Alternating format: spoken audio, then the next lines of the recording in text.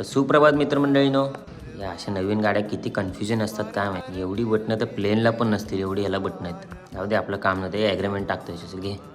एवढं इलेक्ट्रिक बनवलं पण जरा टायरवर खर्च करायला पाहिजे होता. किती जण, 1 2 3 4 5 6 माणसं. इसको जिला घोषित क्यों नाही करते. एका रिक्षावाल्याचं भाडं खाल्लं काकानी. आलो आपण देवीचं दर्शन घ्यायला.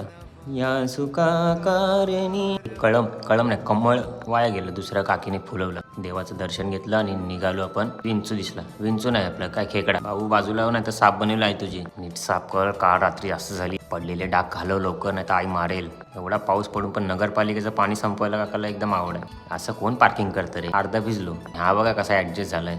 फुलले लेशन माझे. ते काकांना आत घेऊ नका, रेनकोट आहे त्यांच्याकडे. अशीच उभे राहू मध्ये. ते काका धक्का मारतात तर तुम्ही उभे पावसात. जाऊ दे, आपण मंदिरात आलो.